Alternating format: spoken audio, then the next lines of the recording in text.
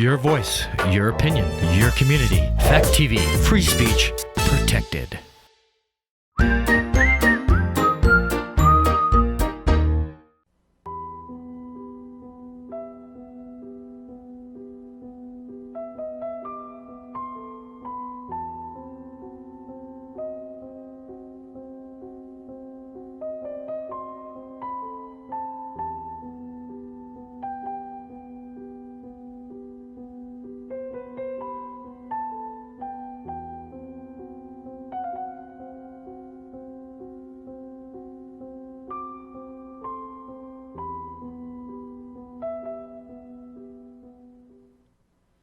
Good evening and welcome to another edition of What Do You Think?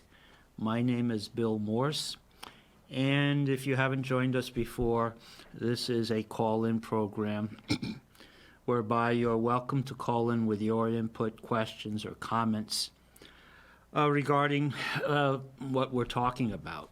And if you missed last week's program, that was last Thursday, November 11th. We talked about two different ways of dealing with drug abuse, drug addicts that are homeless and living outside. We looked at the hands-on approach of the Taliban in Kabul and also in the numerous provincial cities of Afghanistan. And we looked at the hands-off approach in handling addicts living on the street in the Kensington neighborhood of Philadelphia. Two very different approaches. I thought, and today, by the way, is Thursday, November 18th, 2021.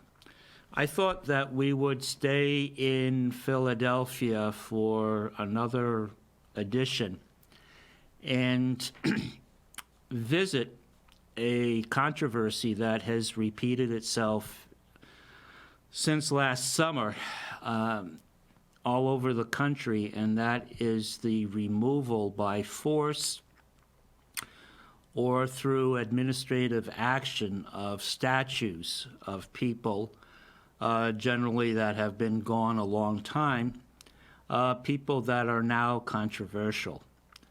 I remember after when the disturbances started up in the wake of the George Floyd case killing in Minneapolis, that in a number of cities, statues were being taken down either through a municipal order from the mayor or from council members or from a mob. One particular case stands out in my mind, and to me it was rather, shocking is probably not too strong a word, but there was a mob in Rochester, New York, that removed or pulled down a statue of Frederick Douglass and pushed the statue down a ravine into a creek within the park. And I remember typing out a letter to the mayor. I believe her name was Love something. Anyway, she's no longer the mayor. There was a scandal involving drug trafficking on the part of her husband, and so she resigned from office. And I also wrote the chief of police, and the chief of police later had to deal with a situation whereby an officer was accused of killing an unarmed man while on duty. That chief of police is also, I believe his name was Chief Singleton. That chief of police is also no longer with the city of Rochester, New York. So I did get a letter back from, I believe her name was Lovejoy, Mayor Lovejoy, and she shared my concern. My point was, why weren't the police there to stop the mob from removing the statue? Again, it was probably a case whereby the local authorities decided to have the police stand down and not enforce the law. Anyway, the statute, from what I understand, and from Mayor Lovejoy's letter back to me, and I appreciate the response, was that the statue was retrieved and reinstalled on its pedestal. Now, if you do not know who Frederick Douglass is, well, then that's a symptom of a larger problem we have in this country in teaching history. Briefly, Frederick Douglass was an advocate. He was a freed slave, and he was an advocate for non-free slaves and an advocate of abolition. And he was actually an advisor to President Abraham Lincoln in the 1860s. Think of Lincoln and Frederick Douglass as you would President Johnson in the 60s and Martin Luther King. Interestingly enough, 100 years later, we're talking 1860s, President Lincoln and Frederick Douglass, 1960s, President Johnson and Dr. Martin Luther King. So interesting how there are certain repeats or parallels in history when something is not finished, when there are loose ends still 100 years later. So anyway, fortunately, Frederick Douglass's statue was reinstalled on its pedestal back in the park. Why he would be taken down, just in my personal opinion, speaks to the randomness and the destructive nature of many mobs. And unfortunately, during the last summer of 2020, we had many instances where it was mob rule in a number of cities across the country. Anyway, speaking of statues, one statue that has come under scrutiny and has created perhaps more controversy than any other statue or any other figure in history is Christopher Columbus. Now, this Christopher Columbus has two statues in Philadelphia. If you're familiar with the city, you know that at one time, I would say a quarter of the population was of Italian descent. And there was a statue there is a statue still in South Philadelphia. South Philadelphia is where most of the Italians that came over 100 years ago or so came to reside.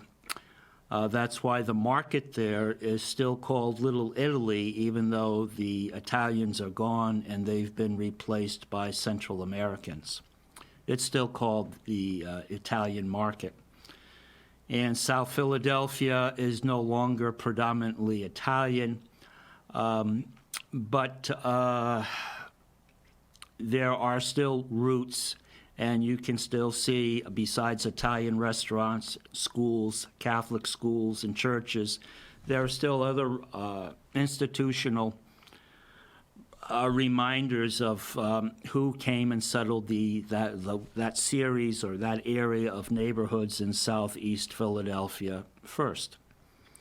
So the story is that during the riots and protests of last summer, the mayor was approached by a number of groups to take down or remove the statue of Christopher Columbus. The statue of Christopher Columbus is perhaps 30 feet tall. He's on a pedestal, and on the pedestal there are panels that depict the Nina, the Santa Maria, and the Pinta, the three ships that Columbus used to make his first voyage from southern Spain not Italy, but southern Spain, across to San Salvador Island, which is, I believe, near Bermuda, southeast of Florida. And so I believe the statue also during that summer was vandalized with red paint. Now, why the controversy over Christopher Columbus?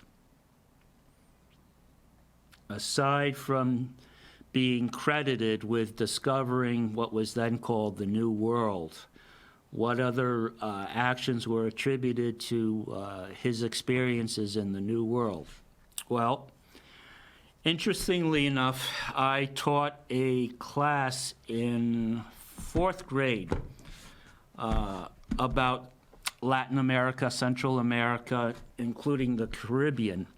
And of course, Christopher Columbus came up. And so I did a little research.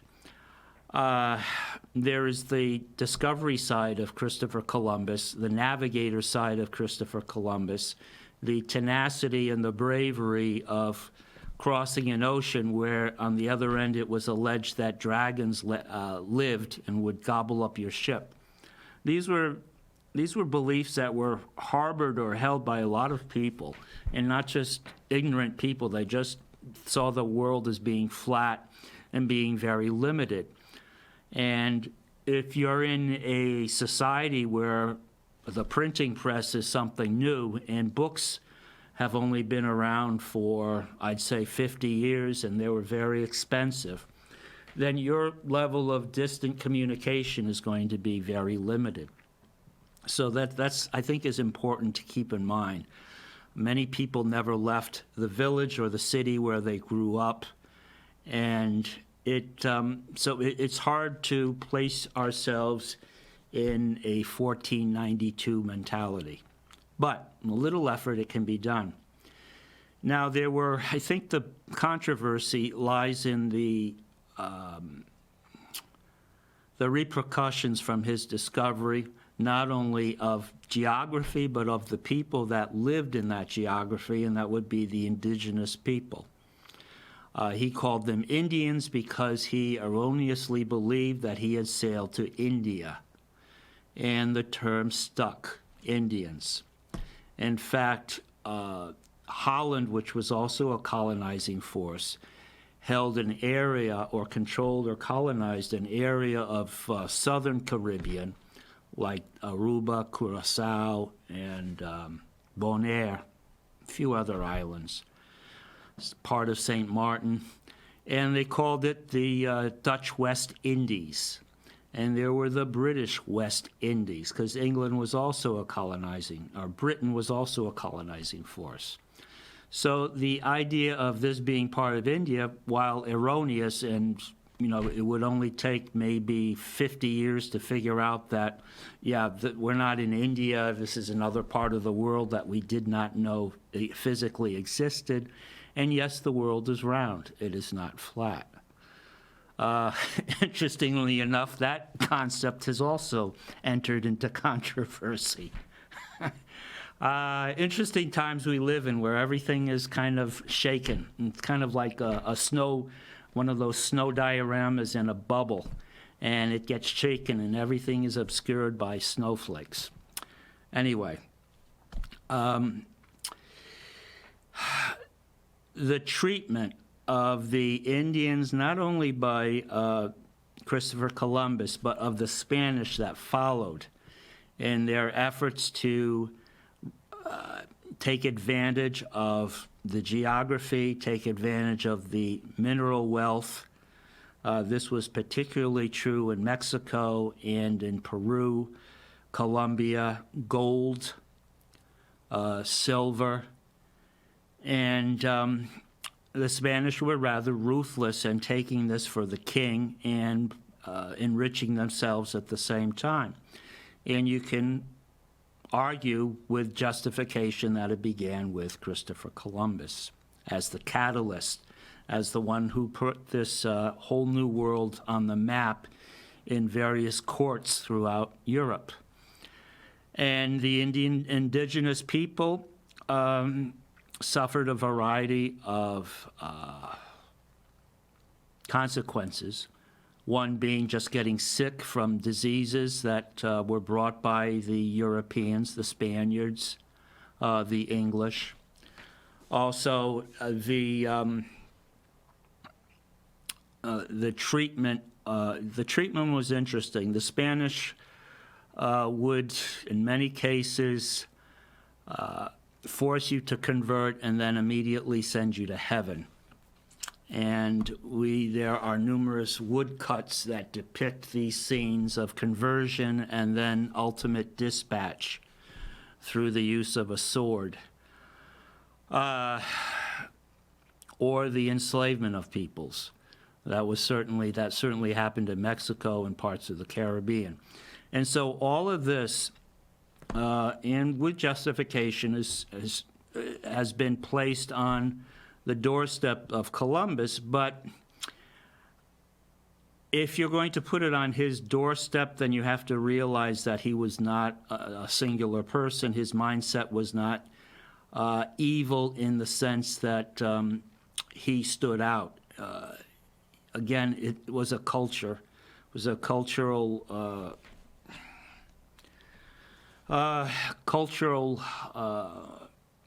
mix of different attitudes, religious, you could say also through Europeans believing that they were superior because they had the technological edge. And that seems to be the case. The strongest makes the rules. The strongest names themselves the chief. And so that certainly wasn't any different in 1492 as it has been in the last century, where through the use of technology, people have tried to expand muscle and in many cases committed genocide to various degrees. So anyway, Christopher Columbus, controversial. The mayor of Philadelphia, Mayor John Kinney, Kenney, decided that the statue should come down because of the egregious or the events that had started through Columbus's initial exploration. It's also important to remember that Columbus revisited the New World. I don't believe he ever set foot in the United States. He remained in the Caribbean. He had 2 more visits. He made 3 visits to the New World or the Caribbean in all. That was sufficient enough to start Spaniards to come to the New World. In fact, the oldest city in the United States was founded by Ponce de Leon, who was a Spanish captain, what would you say, a conquistador or a conqueror. And he was not looking for gold or silver, though he would pocket some if he came across it. He was looking for the fountain of youth. There were all kinds of myths of wealth and promise of miracles about the New World. Columbus did bring back a few natives. He brought back fruit.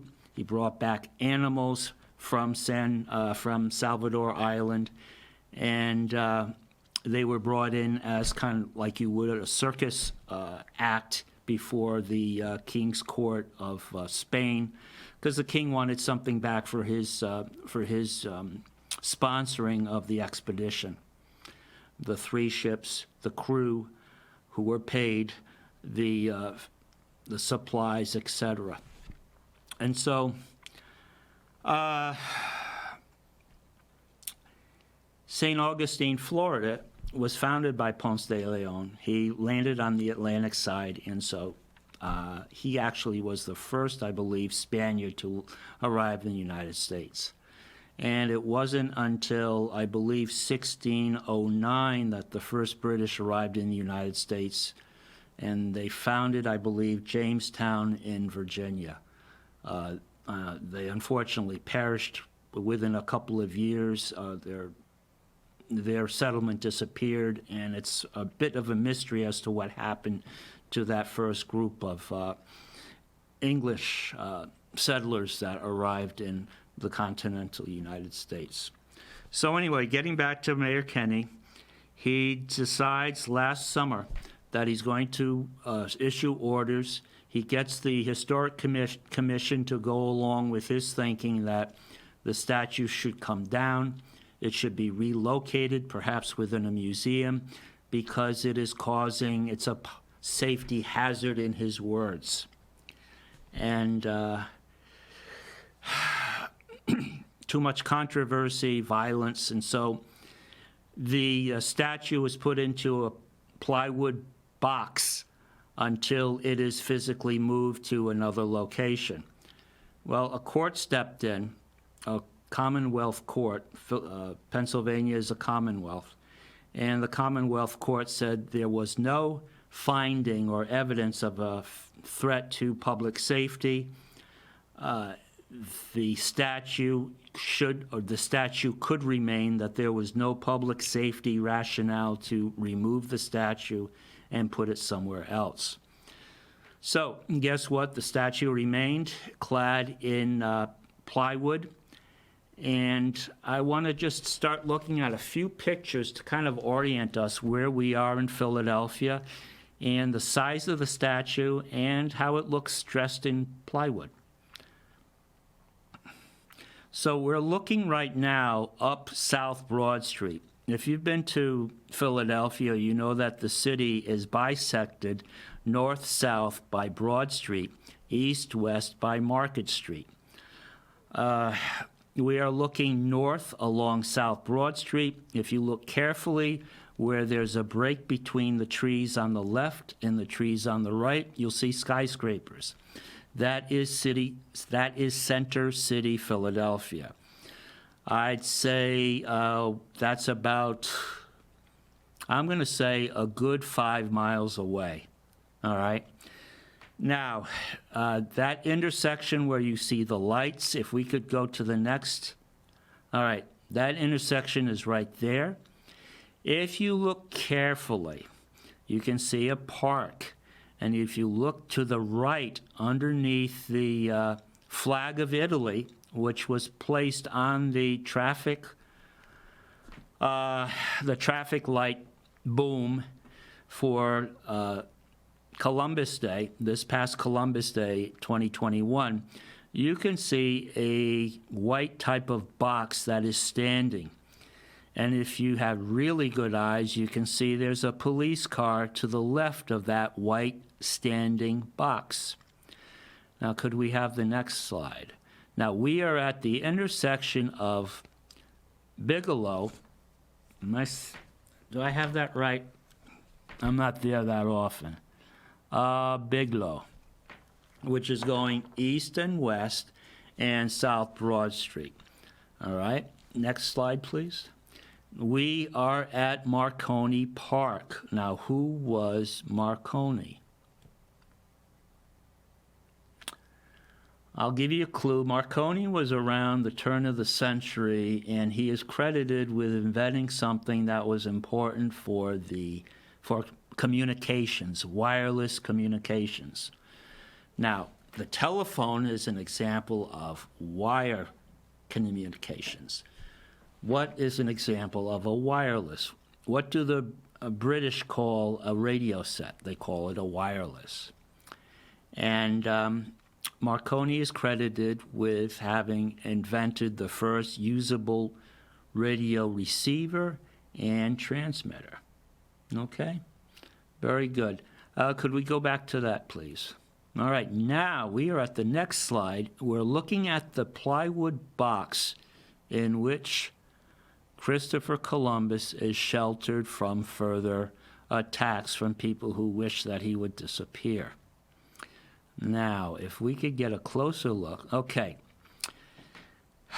The judge at the Commonwealth Court said that not only does the city have no grounds on which to remove the statue as a public safety hazard, but that the plywood must be removed. And at the same time, if the city wishes to, they may cover the statue with see-through plexiglass box. Now, you can see the city is still rather reluctant to remove the plywood. So what they've done is one piece of plywood, one sheet of plywood has been removed from the bottom. Now, interestingly enough, that bottom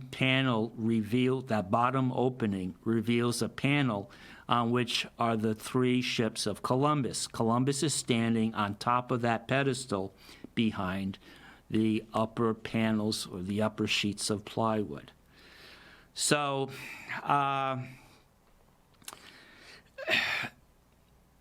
nobody really has won, nobody has really lost in this argument. There was a court win in that the judge sided with people who wanted the statue to remain. She sided with them, and she even went so far as ruling that the plywood must be removed. I can only imagine. I've looked. I haven't seen any information within the past 4 weeks, but I believe her decision is under appeal through the city's legal team. And so they're fighting this. They're dragging their heels in removing all the plywood from the statue. All right, now, I didn't take a picture of this, but on the left of the statue, to the left, there's a police car that's generally there 24/7. Now, when I rode my bike past here last summer, 2020, there was a policeman there, and the plywood was all over the statue. Today, the policeman or the police car is still there to prevent people, I suppose, from vandalizing or attempting to do something behind the fence. You notice that Christopher Columbus, the statue, is surrounded by a fence, and on the fence, someone has posted a brief description of what's happened. 1492, 2021, 429 years have passed since Columbus made his first voyage to Salvador Island in near the Bahamas. And so this person or the group that wrote this sign and put it there, just to let people know that there was a court decision, that the statue remained. There's nothing about the plywood being removed. I found that through an article based on Philadelphia Inquirer, a newspaper article from October 11th. There was, as you can tell by the flags that we saw by the street lights, there was a parade for Columbus on Columbus Day this year along South Broad Street in Philadelphia, South Philadelphia. However, before that time, the mayor had signed a declaration renaming Columbus Day. What do you think the mayor renamed the holiday? How did he rename the holiday? He renamed it, and this has been done across the country, Indigenous Peoples Day. So 2021 was the first year that Philadelphia officially celebrated Columbus Day as Indigenous Peoples Day in an effort to recognize or highlight the negative, I'd say, pretty much negative impact not only Columbus but subsequent Europeans had on the indigenous people of the Americas. Now, could we see the next slide?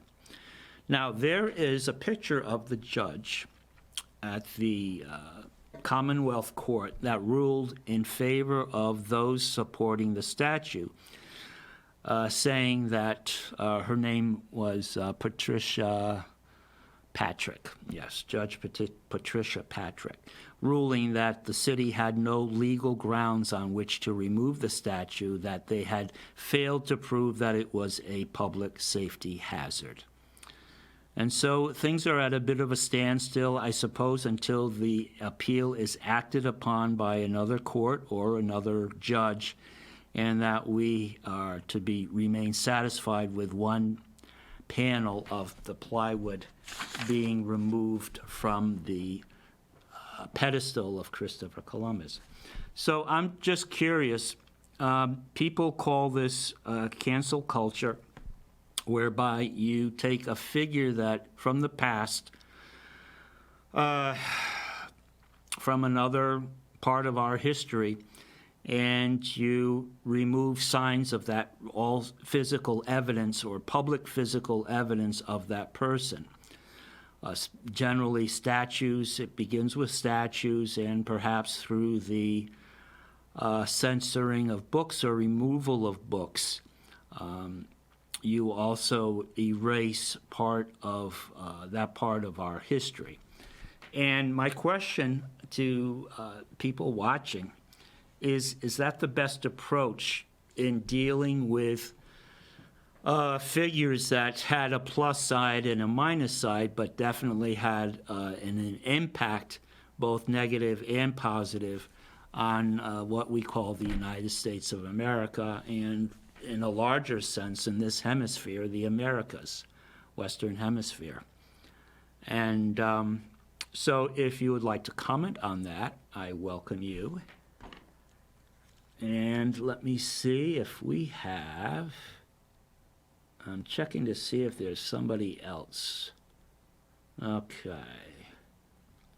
All right, I do not see Westminster, so All right, I am not showing anyone waiting to call in.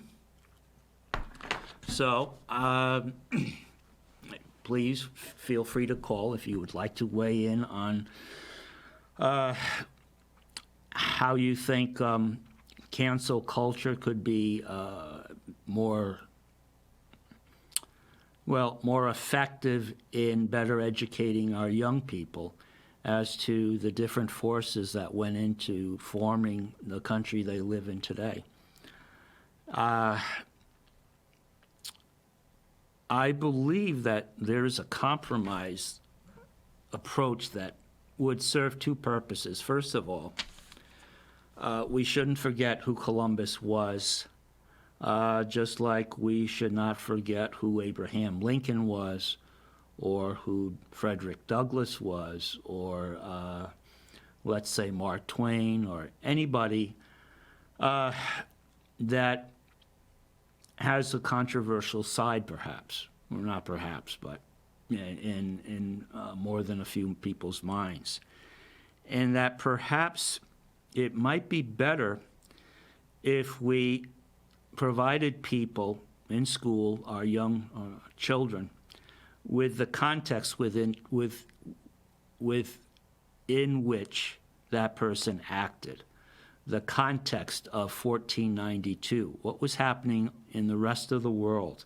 What were the superpowers in 1492? What were the means of communication? What were popular beliefs, religious beliefs, cultural beliefs?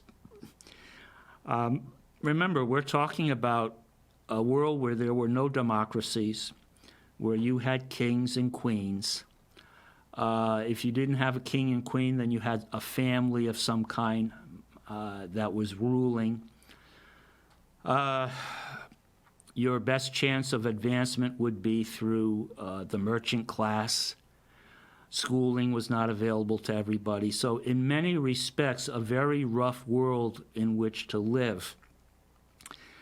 And as with many public figures that have had a strong impact on our lives, on our history, which history has helped shape the country we're in today, the one that we've inherited and that the one we're passing along to our children. It's important to know the context, the background of the person, and to kind of look at both sides of the person and see the multidimensional aspect of their actions and their motivations. What motivated Christopher Columbus to go across the ocean? Curiosity, a certain sense of adventurism, love of the ocean, a taste for management, being the ship's captain of 3 ships. And then also the negative side, the aspect of how people that are technically inferior, how they're viewed upon by those who have the muskets and the Toledo tempered steel swords. And how, in some respects, that type of relationship in humanity hasn't changed. You know, the people with the biggest clubs are the ones that make the laws and the ones that enforce them. So I think, in my mind, it's a disservice to our children, to our understanding of history, just to dismiss these people outright and erase all physical signs that they existed. And I think it's also a disservice to just say the negative, as I think it's been a disservice since I can remember, that you just say the positive. I think through a creative approach, you can even explain to a 6th or a 7th grader that there were different forces at play here, and these forces are rooted in human nature, our stronger aspects and our weaker aspects. So if you erase these people, you erase what I think is a very important teachable moment and a chance, an opportunity to understand human motivation, the depths and the heights of human behavior and human beliefs. So I think that we need to keep the Columbus statues, the Lincoln statues, the Grant statues, the Washington statues, the Jefferson statues. These are also people that have entered into controversy, and the more we know about them, sometimes what we find out is not complimentary, especially in a 2021 looking glass. Again, we do ourselves and our children a disservice by failing to teach context, failing to teach values that have evolved from that standpoint to where we are today, or in certain cases, perhaps devolved. So I'm going to leave it at that. The one person in Philadelphia that did not get red paint poured on him, and he stands at the on-ramp to the Walt Whitman Bridge, which goes from Philadelphia to Camden. Now, who was the poet that spent most of his life in Camden? I'd say in the 1860s. Again, we're going back to the time of Lincoln. Who was that person who wrote Leaves of Grass and at the time called Camden, New Jersey, the most beautiful city in the world? His initials are WW, and his name is Walt Whitman. And he did not make Whitman samplers. He did not have anything, he had nothing to do with chocolates. He was a poet. He had a nature to him, kind of a vagabond nature. He was a free spirit. And interestingly enough, his statue was not touched during the disturbances or the mobs that went through and did what they could to change history or erase it. So Walt Whitman still stands there in the grassy area of the on-ramp from South Broad Street to the approach to Walt Whitman Bridge. And I don't think we'll be erasing his name. I don't think we found anything scurrilous about his past. Although, unfortunately, the city that he thought was the most beautiful, on which the City Hall in Camden is actually a rather imposing structure. It's about 15 stories tall. It's like a mini skyscraper built in the 20s. And it almost looks Byzantine if you look at it briefly. It's a cool tower. And Walt Whitman's words are engraved, I think, at the 8-story level, maybe the 6-story level, in which he bestows the beauty of Camden, its location across from the hub of democracy, the birthplace of democracy, Philadelphia. And whereas Philadelphia has managed somewhat through the healthcare industry to replace jobs that went once manufacturing left, and Philadelphia had lots of manufacturing. Anything from locomotives to television sets. I don't think they made cars in Philadelphia, but Camden also had its share of manufacturing. RCA had its headquarters and built the phonographs, TVs, record players that you may come across at an antique mart. You'll see Camden, New Jersey.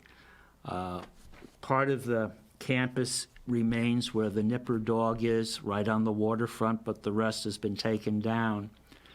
And Whitman's house is still in Camden. 2 houses on this street remain from 1860s. Walt Whitman's house and the house next door.